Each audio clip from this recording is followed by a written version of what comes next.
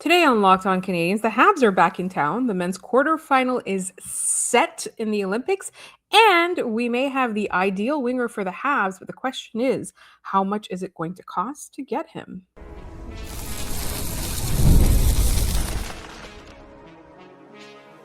You are Locked On Canadiens, your daily podcast on the Montreal Canadiens, part of the Locked On Podcast Network, your team every day. That's a lie, by the way. We don't have the ideal winger. My co-host does, but I'm taking credit too. Hi, everyone. Welcome to another episode of Locked On Canadians. We want to thank you all for making us your first listen of the day. As you know, we're free and available wherever you get your podcasts, as well as on YouTube as part of the Locked On Podcast Network, your team every day, and now the #1 sports podcast network. My name is Laura Saba, also known as the Active Stick, and my wonderful co-host who I'm stealing ideas from is Ian Boisvert, also known as Maybe It's Ian. Ian, how ready are we for the Habs to be back? So ready. And then I looked at the schedule, and while the Olympics ends on Sunday morning, they don't play the NHL, or at least the Canadiens don't resume until Thursday against the Islanders. So we have to wait. Even like they come back and they're all going to be here. We just have to wait. Well, they're already here, except for the Olympians. They're already Right. here. They're already skating. We saw Ivan Demidov and Lane Hudson skate before everyone else was ready and before everyone else was required to. There's a Naturally. couple of really big notes from the first day, though. Yeah. One guy is back, and it looks like he'll be ready to go by the time the Canadiens are ready to start playing again. And one guy who was practicing suddenly has I'm cautious to say a new injury because I don't know how he would have gotten hurt over the break. But that's where we will. I guess we'll start off. Do we want to start there? Yeah, let's start. I have a theory. Yeah, He's go not for it. actually injured. They don't want to deal with the trade problem.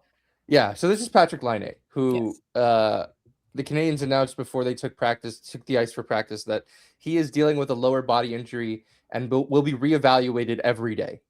Right. Which, to me, like, I feel like they just don't want to tip their hand, and they don't want to embarrass Laine by saying, like, we're holding him out for trade reasons, which is what some teams will do sometimes, right?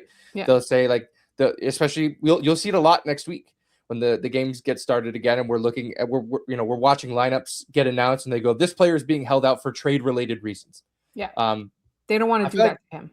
I feel like that is what they are doing to him, but they're calling it something nicer. With that said, like it does very much feel like that's what's happening, and that the end is near for Laine in Montreal, which just begs the question, like what we talked about yesterday. They can't just be making that move for the sake of making that move. No. Right? Like they don't. If Puckpedia is to be believed, they have the cap space to be able to pull this off. Yes. They don't need to bring back both, Laine and Newhook. Maybe they'll put Laine on long-term injured reserve and just say you're not playing the rest of the season. But then, they wouldn't. The NHL, they wouldn't do that to him. He's, they want him to be able to play somewhere. I'm really curious what the whole deal is here. I think, with all of the media in the sport focused on the Olympics, I wonder if next week everyone comes back and the insiders have a bunch of information that they're ready to come out with, and they just don't want that to be what steals the show at the Olympics. Like, I just feel like there's so many different teams who are going to try to be adding, and not that many teams yet who are known as sellers, where this could be a really interesting market for Patrik Laine. Again, it's not going to be like get a first round pick market, but it's going to be, I think it's going to be big. I think there's going to be enough interest in a guy who can score a bunch of power play goals for you, should he be healthy. I mean, there is a roster freeze in place, right? But that doesn't mean the GMs can't be talking to each other. Sure. Right? They're probably, the group chat is probably very active. They're probably talking to each other. He probably has an idea of what he's going to do already. It remains to be seen if it actually works out, et cetera, et cetera. But I think that, like you said, like they're just being nice to Laine by saying, all right, you're injured. We're not holding you out for trade reasons. But, for these teams who don't know if they're sellers or not yet, like they got like a week and a half to figure it out. Yeah. Not very long. I think those are the teams you have to try to take advantage of, right? Like those are directionless franchises. If they don't know by now what they're trying to do, they don't know what they're doing at all. And that's a team you should be calling every day. Like we did a whole segment on which general manager should you be calling every day. Drury. Well, at least you got to give Chris Drury some credit. He did pick a direction. It's to make the Rangers worse, which, I mean, it's nice that he actually finally verbalized that direction instead of just his actions telling us he was making the Rangers worse. But yeah, I think, I don't know what the Blues are doing. I would call the Blues every day. What about the New Jersey Devils? What are they doing? The New Jersey Devils don't know what they're doing. You should be calling them all the time. Yes, absolutely. I don't know what you would get from them, but I don't know. Could you finesse a different kind of different player out of that maybe we don't know is available right now? I feel like this is going to be one of those trade deadlines where one person gets traded that is just sort of like, where did that come from? Yes. Like Thomas Hertl when he got traded to the Golden Knights. What was that? It was I think was it last year? I think so. Last year, or the year before. And they got a bunch of picks. They did a great job. I'm thinking of when what was it? Gabrick got traded at the trade deadline many years ago now, probably 12, 13 years ago. And he got traded at the deadline and nobody was expecting it. There was a million different pieces involved in the deal. That's the sort of thing that I'm kind of wondering, is there a deal like that out there? I hope so. I want to see that. It'll be entertaining. All right.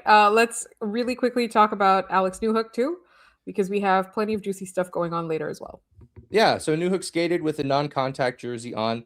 The Canadian socials put out a video of him getting ready and getting back out there. So it seems like it's very much a momentous occasion for that player, for that team. They're very excited to get him back. I'm excited to get him back. I think he has a dimension to his game that the Canadiens have missed sorely since he left. His speed is unrivaled on this roster. But where do you put him? That's next week's problem. This is the thing, right? So they are practicing, but here's the problem.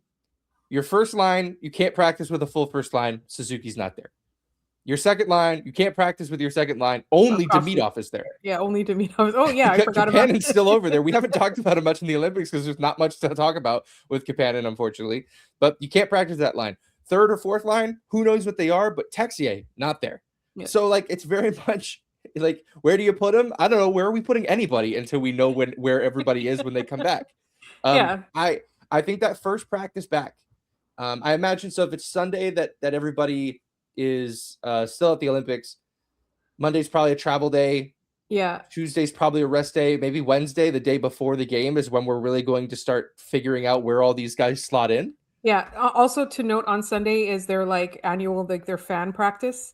Yeah. So the Olympians aren't going to be there, but that's when that is. So yeah, I think it's definitely going to be really, really interesting to see what they do. And I wonder if they just ease him into the lineup at first, because I think the biggest thing is that he increases the team's speed as a whole, just generally, that speed is there. And he's coming back from an injury, so there is going to be an on-ramp. But I really like Doc on that top line with Suzuki and Caufield, right? That's where I would put Newhook for the speed reasons, but I like Doc there for what he brings, right? And then I don't want to split up the Demidov Slafkovsky duo. No. And I really like Kapanen in that slot, but I have a feeling that they'll try him as that center. They'll try Newhook as a center, move Kapanen down just to see how it goes. But I really feel like Kapanen has a lot to do with the success of that line. Yeah, I do too.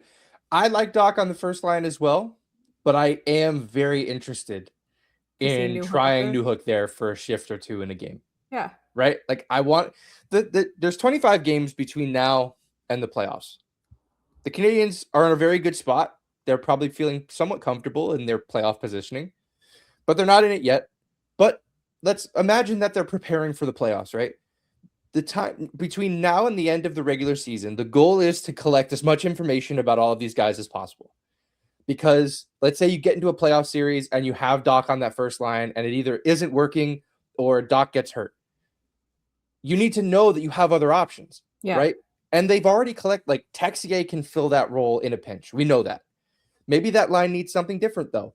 Maybe Newhook can be that guy that fills that spot, right? I think the goal here, from here on out, from lineup construction, is to find as many, hey, that's kind of neat, as possible. Try to find as many of those as you can between now and the playoffs starting, so that, when the playoffs get going and you're getting hard matched on the road, or you're struggling to get something done, or somebody gets hurt, you have something in your bag of tricks that you can pull out and go, let's try this. Let's see if this works. Yeah. That's sort of what we're seeing on a micro scale at the Olympics. Team USA hasn't changed anything. Their lines have been practically the same. The only thing that they've really swapped is Kyle Connor coming out for Keller. Like Canada, on the other hand, they've tinkered a ton, right? They've moved McKinnon up, they brought Wilson down, they've tinkered in the bottom six. Like they've had to play around with it. That's going to suit them well in the quarterfinal, semifinal, and medal rounds. Which we'll talk about in our third segment. We will talk about when we get there. But that was just that just to say, like, this tinkering is important. Yeah. Yeah. And the Montreal Canadiens have a lot more time than Team Canada does to figure things out, right? Yeah. Maybe fewer tools at their disposal, but a lot more time. All right. Yeah. Yesterday, my co-host said to me that the Canadiens, if you're the Canadiens, you should be pulling out all the stops to get this guy as a long-term solution for who plays with Nick Suzuki and Cole Caufield. And we're going to talk about who that is up next.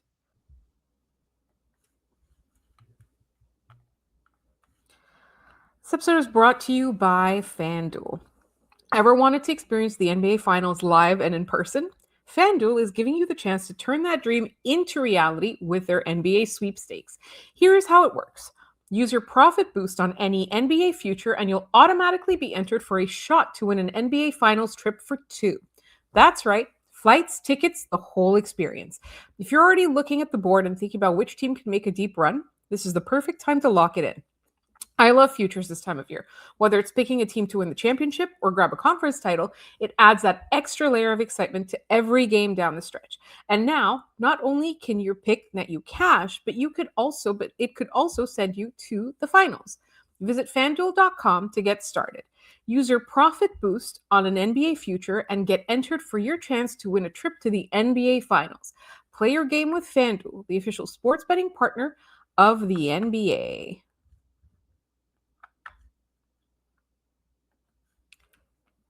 The Olympics are here, and we set up an Olympics group chat in the Everydayer Club Discord so you can watch along with other hockey fans. Members also get Locked On Canadiens ad-free.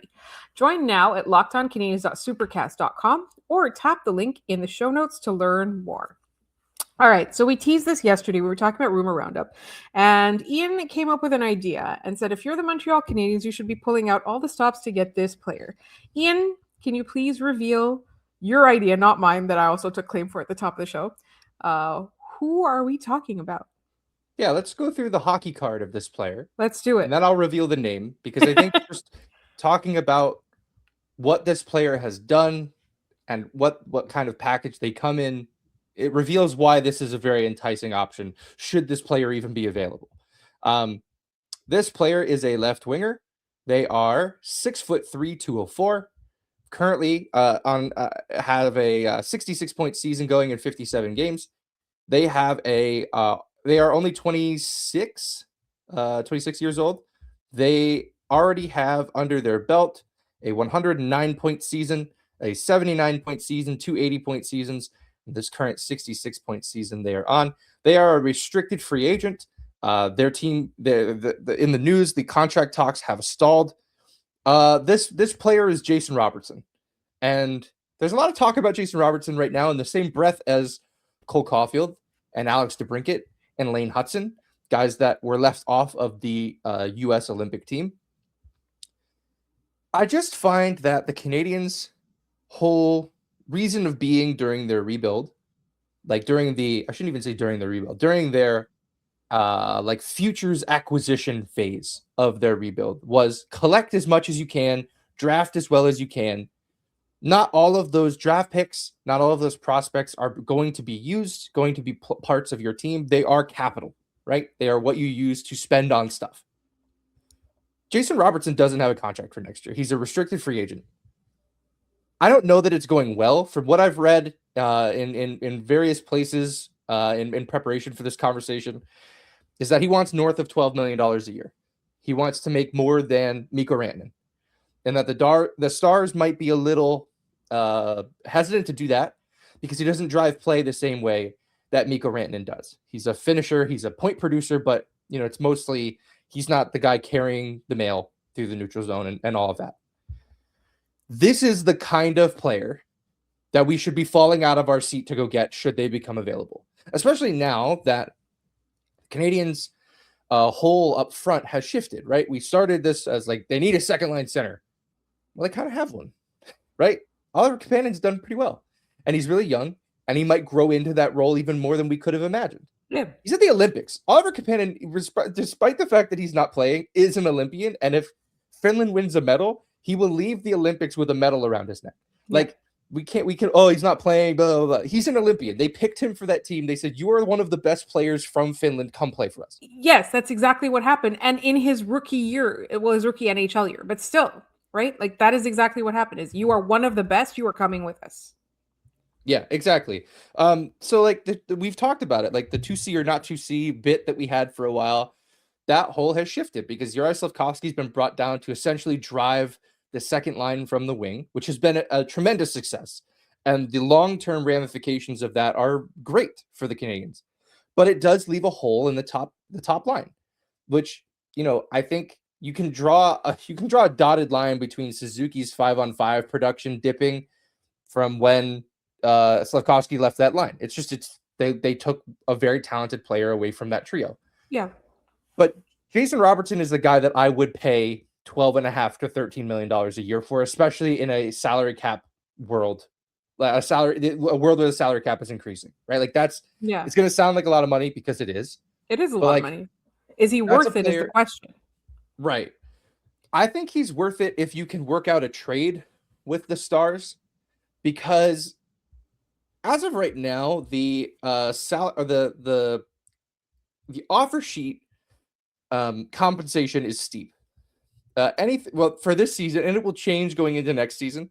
But the offer sheet compensation is anything over $11.7 million is 4 first-round picks, and they have to be your own first-round pick. So you cannot, trade for another one and send that one. They have to be the Canadiens' first-round picks, which they have all of them. They could do that, but that's not ideal, right? That to go 4 years this early into your sort of window opening without a first-round pick, you can't really afford to do that.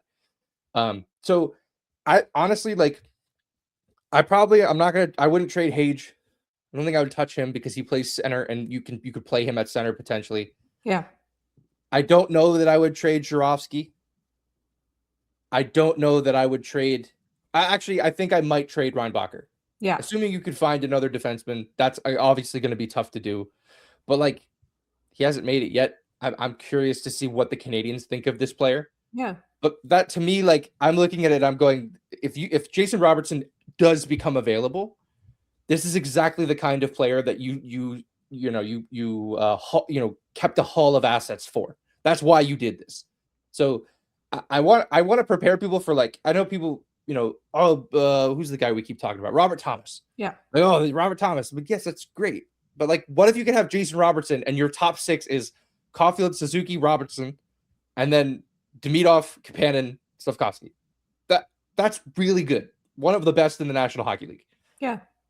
That's incredible. It's honestly, the player makes so much sense. It's down to whether A, is there going to be a bidding war, and B, who's going to be able to afford him or who's going to want to pay that much, and C, do the Canadiens have what the Dallas Stars want? Because I'll be really honest with you, I really think I love watching the Dallas Stars play. I think they're an incredible hockey team. I'm never surprised when they make the playoffs or they go all the way to the conference final or the finals or whatever. I don't know what their philosophy is. I don't know what their identity is. And I'm very surprised to hear that they're not really the contract negotiations aren't going very well. Yeah. Especially because that team is sort of in a moment where you need to have Jason Robertson if you're going to be that team. Otherwise you kind of are hitting a mini retool. Because yes, you've got Rantanen, but Ben is on his way out. Sagan can't stay healthy, and he's worth a ton. You've got older Matt Duchene. You've got a lot of parts there. The blue line's still excellent. Heiskanen, Harley, those are phenomenal players. But I can't help but feel that some team is going to try. If Robertson becomes available or they don't sign him and he can be offer sheeted, the Stars are going to be put in an uncomfortable situation because somebody is going to try to put them in that uncomfortable situation. Yeah. Much like the Blues did to the Edmonton Oilers. I think the challenge with offer sheets is that, you will end up overpaying if you go that route. It's just I would like to see what the NHL has for the updated compensation for these, because I think that that's going to inform whether or not an offer sheet like this is viable. If that upper echelon becomes, instead of 11 something, 13. Like, could the Canadiens do 12-9-9-9, and instead of paying 4 first-round picks, it's 2 firsts, a second, and a third? Yeah. I'd much rather do that. Like, that's what the second apron of the offer sheet compensation is. Like, I feel like we're headed for this sort of move this summer or next summer. Robertson is a target that I would, assuming the Stars have decided they're not going to do it, this is a guy I would be gunning for. Yeah. So that, I don't know. I think it's a really intriguing idea. I would love this for the Habs. I would love this journey for the Habs, but we'll see what happens. You know, like it is, I think it's really interesting though, that now the conversation has shifted to a skilled winger to play on that top line, because that makes a lot of things easier, because those are a lot easier to come by than centers in the National Hockey League. More of them become available, but we'll keep talking about it. In the meantime, we have quarterfinals coming up at the day that you're listening to this, and we'll get into them in just a moment.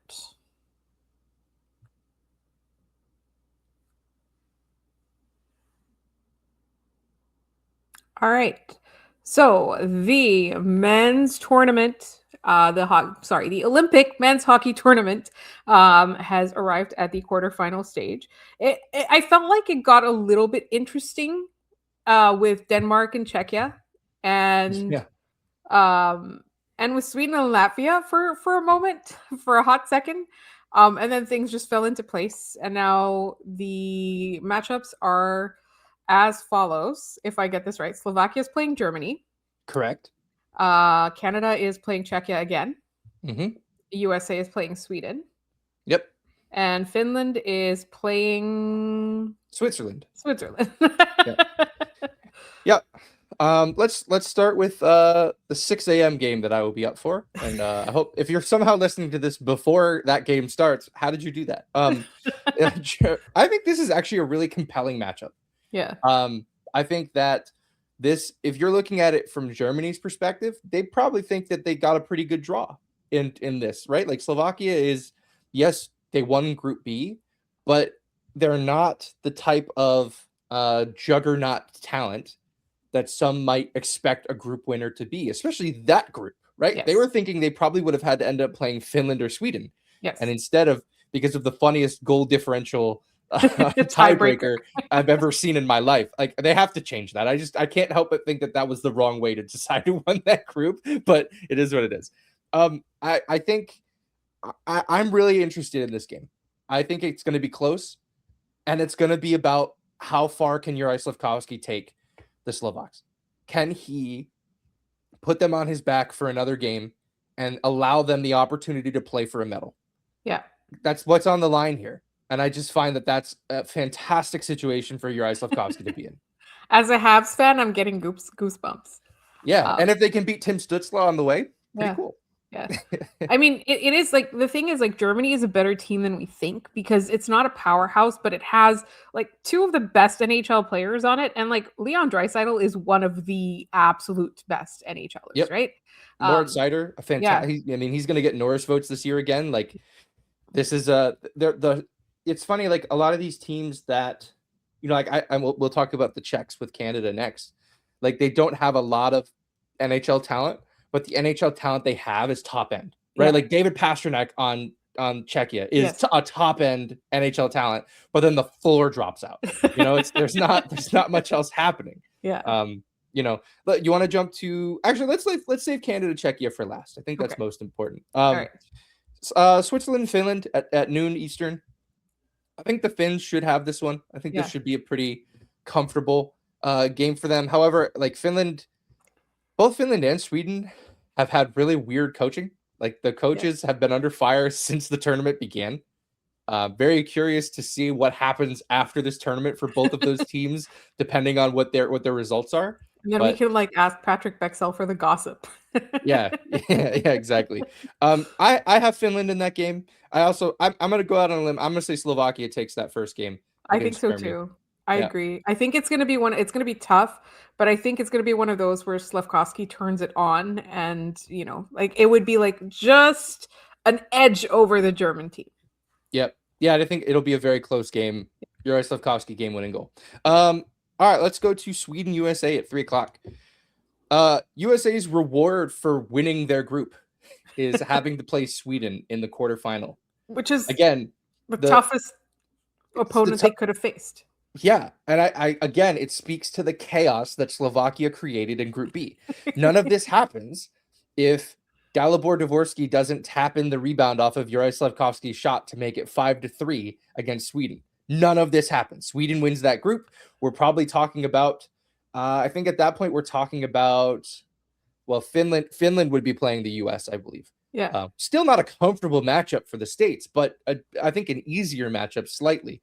I'm really interested in this one because this is going to either, we learned that the USA just got a really easy group, which we knew they did get an easy group. They didn't look all that world beating in that group. Or we learned that they're actually the dominant force that they expected to be in this tournament. So I'm really curious to see how that plays out. Who you got? Sweden or US? Oh, I hate to say it, but I think the US has it. I do too. I think the US, for me as a Team Canada fan and one who like vehemently always cheers against Team USA in these tournaments, I think that Sweden was the best possible outcome we could get as like a hater. Right. But I still think that like we cannot forget that Team USA is one of the top 2 gold medal favorites by far. Yes, Sweden is great. Yes, Finland, blah, blah, blah. But at the beginning of the tournament, when all these teams were picked, it was the US and Canada, and then it was like Sweden, Finland, maybe, right? Yeah. So we can't forget that part. And I think, I still think that the US is the second best team, talent-wise. Yeah, no question. It's just that they kind of like, they fell into it ass backwards as opposed to doing it right and picking just their best players. Right. No, I completely agree. Yeah. But the real crime is one of these teams won't medal, right? Yeah. Sweden or US meeting in the quarterfinal means one of these guys is not going to win a medal, which is just kind of nuts that the bracket worked out this way. Juraj Slafkovsky sends his regards. Like, that's what it is. Slovakia threw a wrench in this entire thing, and it cannot be overstated. It's so good because this is the thing too, is that like, yes, I'm a Team Canada fan, but as just like a hockey fan, this is the kind of chaos you live for. Yeah, exactly. Yeah. We love to see these guys go on runs, these teams go on runs, and you're like, I didn't expect them to be here. And Slovakia is one win away from playing for a medal. Like that's what is on the line. I keep saying it, but I just kind of can't believe that they are a medal contender at this point in the tournament. All right, last one, Canada, Czechia. Let's start at practice with Team Canada. Nathan MacKinnon did not skate. He's dealing with something. I mean, there was he took that hit against France that sparked the whole Tom Wilson fighting that very large Frenchman. Looking a little off before that. Yeah, I think so too. Sorry. Yeah, go ahead. I kind of chalked it up to him like having new line mates and just being better than everybody and trying to like adjust his game because he's better than everybody. But it could also be like a physical thing. I think it being a physical injury might be what's happening here because like it makes sense at 5-on-4 he's looked the best, not only because he's played with the best talent, but it's a stationary role, right? He doesn't have to break into the neutral zone. He can just make plays from the half wall. It's not as complicated as it is at 5-on-5. So like I think a lot of the Nick Suzuki white knuckling has been a little overblown, mostly because like I don't think MacKinnon has been very good at 5-on-5, and why isn't he wearing any of the criticism of that line not functioning? Like it's just it's Suzuki's fault. He's not up for it. It is like, honestly, it's neither of their fault. I think is the problem, right? Yeah. I think there's just like a little bit of offness, right? Yeah. And I want to say something about Nick Suzuki is that, like, if you think that he's not playing well in these games, you do not understand what Nick Suzuki is. And you need to either watch the games again or you need to go back on his so far 7-year NHL career and understand what Nick Suzuki is and what he brings to the table. Because if you thought he was going to be McDavid, I think you're sorely mistaken. And I do think that there is an element of this, which I believe very strongly is there's a lot of Ottawa fans and Leafs fans and I don't care what they have to say. Fans, and they have to cheer for this guy. Like, why am I shutting my mouth and cheering for McDavid and McKinnon and all of these guys? Mitch Marner. I'm literally cheering for Mitch Marner and Brad Marchand and Tom Wilson. Like, why can I do that and you can't? I don't care what they have to say about this player. They will never have anything kind to say about this player. If he's wearing a Canada jersey and they still can't find it in themselves to root for this guy, they're never going to. That's fine. Like I don't have to do all that. All that said, practice. he skated essentially in what looked like the fourth line center, which I think is perfect for him. Like, I think he is strong enough defensively. He's strong enough from a shutdown perspective to be able to roll out a shutdown line of what at least at practice it was Nick Suzuki, Brandon Hagel, and Sam Reinhart. I think that could be really good. Now I do wonder if Reinhart gets elevated. He's been quite good in this tournament. Some people said it looks like Suzuki might play as either on the fourth line or as the 13th forward. I'm leaning just by looking at the practice lines that it'll be fourth line. But if it's 13th forward and he takes penalty killing shifts, I mean, Nick Suzuki is like, I think we've joked a bunch. He would sharpen the skates if they asked him to. Like he's excited to be there. Every player is. They all have roles to play. They're not going to play the same role that they play in the National Hockey League on most nights. Like I find it funny that we're focusing all of this attention on how Nick Suzuki is playing as if it's some like mark against him that he's only that in the worst case scenario, he's the 13th best forward from Canada. Like that just doesn't make any sense. Like we're supposed to take that as an insult, or that like it's supposed to be some black mark against him. That's crazy. Right. And if you look at the chances generated and controlled, like he's not even like that low. You know what I mean? Yeah, he's exactly. like 5 or 6th, right? On Canada. Yeah, he's the top 6 forward for Canada. I have Canada over Czechia in this game. Yeah. They beat them 5-0 in the prelim round. I kind of expect more of the same. It's not going to be as easy this time around, and I think Pasternak is not going to be as easy to contain this time around. They do have to be careful. I do think that Team Canada has it. I just think that they can't take it lightly as all. Like this is not a game or a moment that you take things lightly. I think it's kind of a nice, it's kind of nice that the tensions got ratcheted up in the final minutes of that game against France, because it kind of gave them a taste of what the quarterfinal was going to be. So I think if anybody's had that sort of testing, can your team do this? Canada's undergone that. They should be fine. Looking forward to it. It's best on best. It's elimination, win or go home. Like it's exciting. It's exciting to see this. And to think that 2 Canadiens players, maybe 3 if Kapanen plays, are involved in these moments, especially since they're huge parts of the future of this team. It's a big next couple days for all of those guys. Yes, absolutely. I'm excited. I go Slovakia all the way until they reach Team Canada. Right. That's where I'm at. All right. It is time for our daily trivia. Yes, yesterday's question. As a reminder, all of our February questions are Black History Month related, as we are in Black History Month. So yesterday's question: Jarome Iginla scored 625 goals in his NHL career. He scored 14 of these goals against the Habs. His last 2 goals against Montreal were on the same Habs goalie. Who was that goalie, Laura? It was Ben Scrivens. It was Ben Scrivens. I have a very short and odd connection to Ben Scrivens. It was right after he got traded to Montreal. The NWHL was doing an event at the rink down the street from my university. And my wife and I, at the time she was my girlfriend, but my wife and I were walking around in our Canadiens jerseys, and a woman walks by us and goes, "Hey, nice jerseys." And sure enough, it was Jenny Scrivens, Ben's wife, which is very funny, a very funny connection to the Scrivens family. She was very nice. She was at that point, she was a goalie in the NWHL, but at that point she was kind of running social media and stuff for them as well. I believe it was Dogs and Donuts Day. It was like sponsored by a donut company, and like their dogs were allowed into the rink, so there were dogs barking. It was a wild event. Very weird way to meet the wife of the guy who plays goal for your NHL team. Anyway, the answer was given to us correctly by Valkyrie Ns, Super Rain, and Paul Daniel Bierman. So thank you for playing. Today's question: this French former NHLer just announced that this is his final Olympic Games. It's a timely question. So this French former NHLer just announced that this is his final Olympic Games. If you have the answer, put it in the comments down below this video. Let us know any way you know how. I'm going to give you a shout out on the next episode of the show. And you heard him. As you know, we have trivia every day. We want to thank you all for tuning in today to Locked On Canadiens. Tomorrow we'll probably be covering the quarterfinal and anything else that comes out. Oh no, actually we have a special guest. We will be covering the quarterfinal, anything that comes out of any practice or media availability. And are the Habs unfairly penalized more than other teams. That's a really, really exciting conversation that we're going to have. So make sure you're subscribed to and that you follow Locked On Canadiens so that you get all the latest episodes. You can also find us all over social media. We're Locked On Canadiens on TikTok, Instagram, and Blue Sky. Please hit us up there.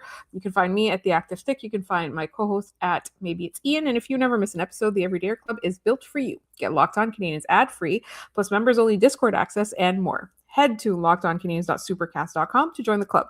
And for those of you on video, we send you to the first ever 24/7 National Locked On Podcast Network YouTube channel. And on audio, make sure that your second listen of the day is NHL Game Night on Locked On NHL. They are covering every game, and sometimes you'll have clips of us as well. We want to thank you all so much for listening, and we will see you all tomorrow.